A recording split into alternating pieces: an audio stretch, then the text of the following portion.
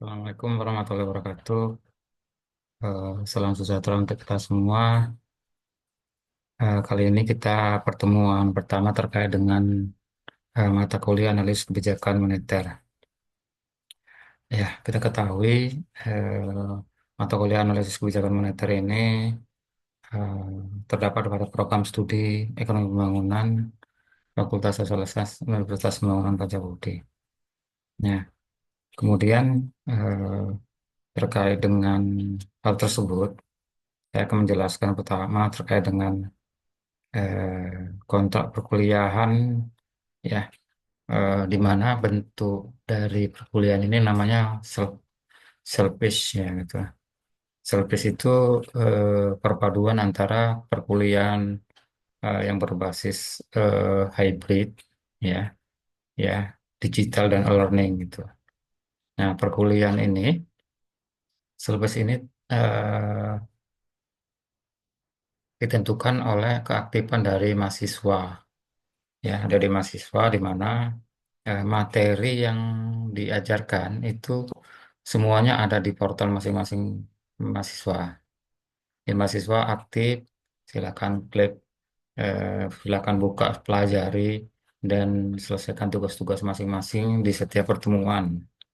Ya, kemudian setiap pertemuan nanti ada pembahasan, diskusi, studi kasus, dan latihan-latihan dan pertanyaan-pertanyaan terkait dengan materi pertemuannya, gitu ya. Nah, mata kuliah analis kebijakan moneter ini nanti dalam penilaiannya, ya, dalam penilaian nanti terdiri dari keaktifan, kemudian tugas individu, kuis, UTS, dan UAS. Dan masing-masing akan dinilai keaktifannya, gitu ya. Nah, silakan nanti tim di Zoom, nanti ada di Zoom ya pertemuannya ada 4 kali tatap muka ya melalui Zoom, kemudian nanti ada asemsi, ada terkait dengan tugas-tugas yang ditentukan setiap pertemuan ya.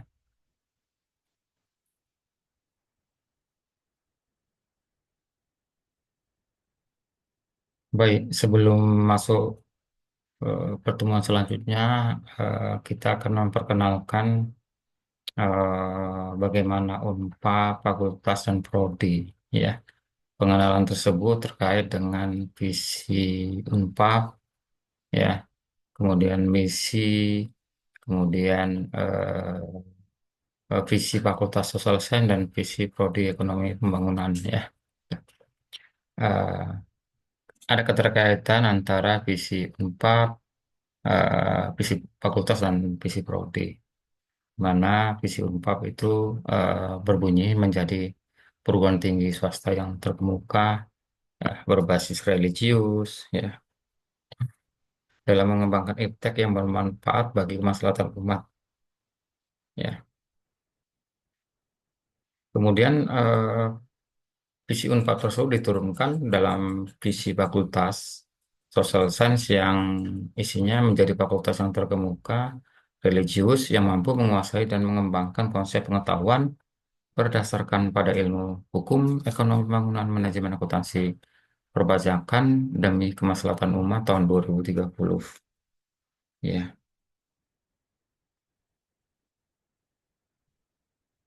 kemudian visi Prodi Ekonomi Bangunan. Jadi visi Prodi Ekonomi Bangunan ini merupakan turunan dari visi Fakultas Social Science. Ya, jadi visi tersebut, ya visi tersebut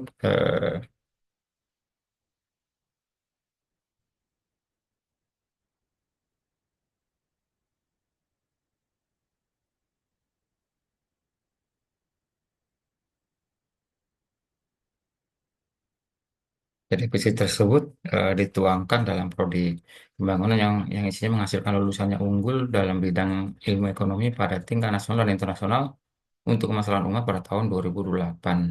Kita ketahui bahwasanya prodi ekonomi pembangunan merupakan prodi yang banyak peminatnya, ya. Ya, di sini Ya, di sini kita ketahui bahwasannya eh, bangunan ini banyak diminati ya itu.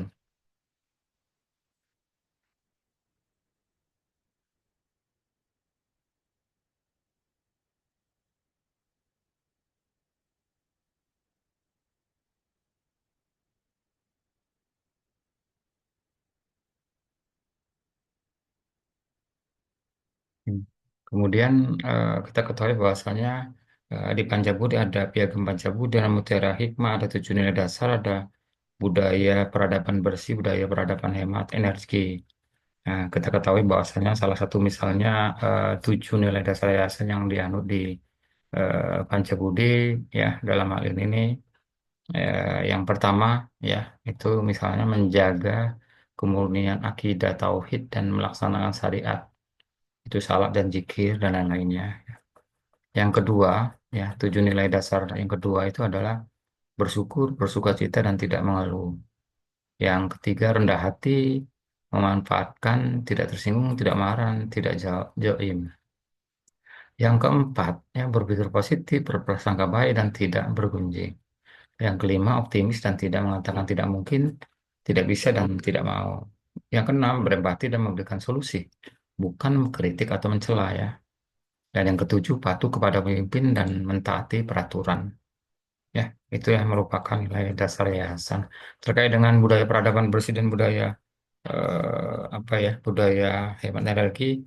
Ya, ini sudah dilakukan di mana mahasiswa, dosen, dan seluruh sivitas akademika taat terhadap ketentuan-ketentuan yang ada di Pancabudi seperti ya membuang sampah, kemudian merokok, itu sudah ada aturan-aturan tersendiri.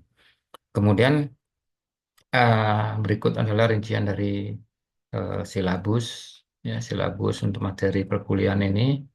Ya, nanti kita akan bahas terkait dengan pengantar kebijakan dan peran bank sentral, ya. Kemudian tujuan dan indikator kebijakan moneter dan sampai pada review dan simulasi Dewan Gubernur BI dan UAS. Ya, ini silabusnya pertemuan pertama sampai pertemuan ke-16, di mana pertemuan ke-8 UTS dan pertemuan ke-16 adalah UAS. Oke. Nah, eh, mata kuliah analisis kebijakan moneter ini memiliki capaian pembelajaran ya yang sudah ditentukan persyaratannya, di mana capaian pembelajaran nanti ada terkait dengan tiga tujuannya, yaitu pengetahuan, keterampilan, sikap. Bagaimana pengetahuan siswa, pengetahuan mahasiswa terhadap eh, materi analisis kebijakan moneter, bagaimana keterampilannya, bagaimana sikapnya. Eh, Mahasiswa mampu menjelaskan teori, tujuan, dan instrumen kebijakan moneter.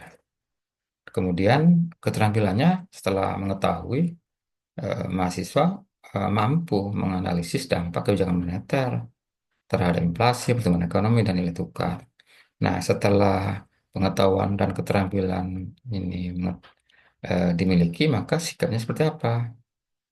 Mahasiswa bersikap kritis terhadap kebijakan moneter dan peran independensi bank sentral.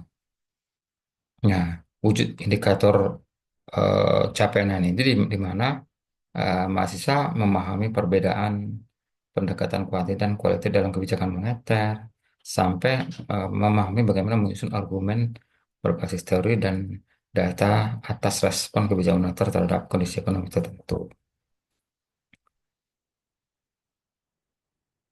Kemudian, oke.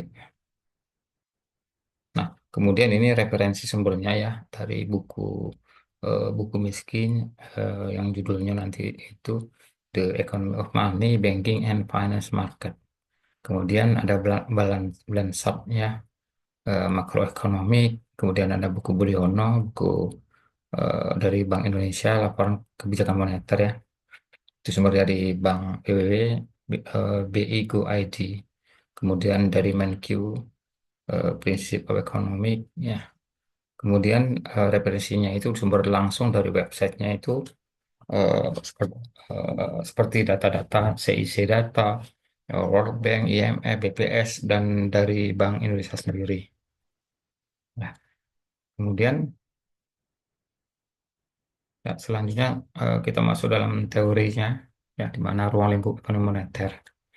Nah, ekonomi moneter kita ketahui bahwasanya moneter merupakan turunan kata dari bahasa asalnya monetary yang artinya uang.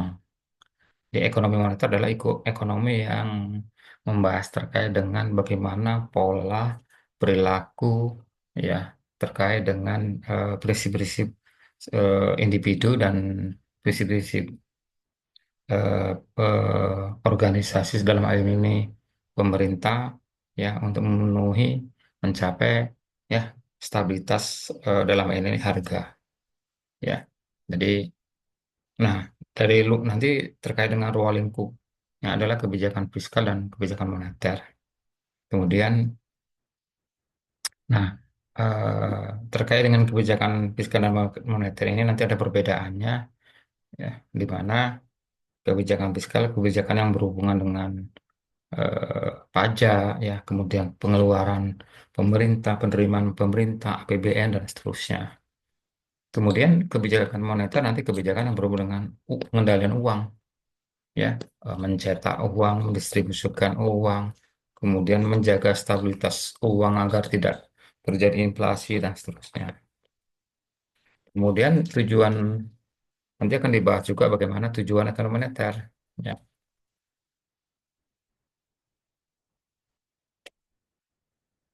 tujuan ekonomi moneter itu nanti, terkait dengan bagaimana penciptaan stabilitas, ya, stabilitas ekonomi, stabilitas keuangan, stabilitas harga dan keseimbangan neraca internasional. Nah, kemudian ekonomi moneter dalam hal ini bisa kita ketahui eh, ya, ini ekonomi moneter diketahui bahwasanya prinsipnya uang itu dipegang untuk fungsi daripada uang itu untuk transaksi, untuk berjaga-jaga dan untuk spekulasi. Jadi fungsi memegang uang itu yang pasti transaksi. Nah, 80% bisa ke transaksi, 15% ke berjaga-jaga, dan 5% untuk spekulasi, ya. Nah, instrumen kebijakan moneter secara kuantitatif, ya, terdiri dari beberapa seperti operasi pasar terbuka, tingkat bunga dan diskonto, kemudian cadangan minimum. Kemudian instrumen kualitatifnya itu pengawasan pinjaman dan himbauan atau moral suasion. Nah, terkait dengan operasi pasar terbuka ini, ya, kita ketahui bahwasannya Bank Indonesia punya tanggung jawab untuk menjaga nilai kurs, ya, nilai kurs agar stabil, ya. Kenapa? Karena nilai kurs yang stabil ini akan menyebabkan stabilitas terhadap kondisi ekonomi, yaitu inflasi.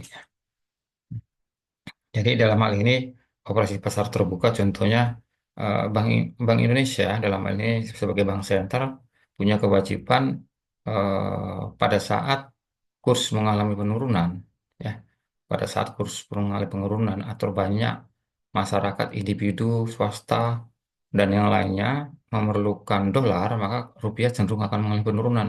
Nah, penurunan kurs pada tingkat yang tidak wajar, ya, atau depresiasi yang tidak wajar, maka ini harus ya, Bank Indonesia harus mengambil alih untuk intervensi pada pasar terbuka. Maka Bank Indonesia akan melepas dolarnya dan membeli rupiah. Nah, memang risikonya kalau melepas dolar maka cadangan devisa juga akan mengalami penurunan. Terkait tingkat bunga dan diskonto ini pemerintah juga punya hak untuk misalnya menjaga stabilitas harga atau inflasi melalui perubahan dari tingkat bunga. Apakah bunga eh, Bank Indonesia itu mengalami penurunan atau peningkatan? Pada saat eh, kondisi harga-harga tidak terkendali, ya, di atas 10% atau dua digit, maka ada kecenderungan akan terjadi kondisi yang tidak baik, ya, akan terjadi inflasi dan seterusnya, maka Bank Indonesia punya kewajiban untuk dalam hal ini meningkatkan, ya, meningkatkan suku bunga, walaupun pada targetnya jangka pendek. Hmm.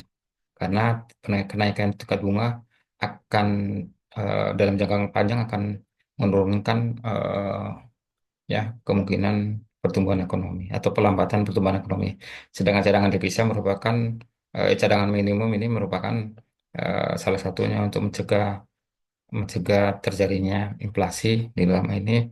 Misalnya bisa meningkatkan cadangan giro GWM, giro wajib minimum dan seterusnya terhadap bank-bank di Indonesia. Nah, dalam hal ini nanti ada terkait dengan ekonomi moneter syariah, di mana pada prinsipnya tidak mengenal bunga, menggunakan nilai tukar real, ya, dan uang hanya dipegang untuk transaksi dan bukan untuk spekulasi. Kemudian, hmm, nah, ini ada kesimpulan, ya, ada kesimpulannya, di mana, nah, ini ada kesimpulannya ini akan nanti akan dibahas, ya, dibahas. Kemudian di kesimpulan ini juga akan diberikan beberapa pertanyaan yang dia akan menjadi tugas masing-masing, ya. Ah, ini dalam kasus tantangan inflasi dalam pemulihan ekonomi pasca pandemi di Indonesia. Jadi setelah COVID-19 mereda, Indonesia mulai menunjukkan pemulihan ekonomi. Ya, kenaikan harga-harga komoditas global akibat perang Rusia, Ukraina, dan sebagian mengganggu rantai pasokan.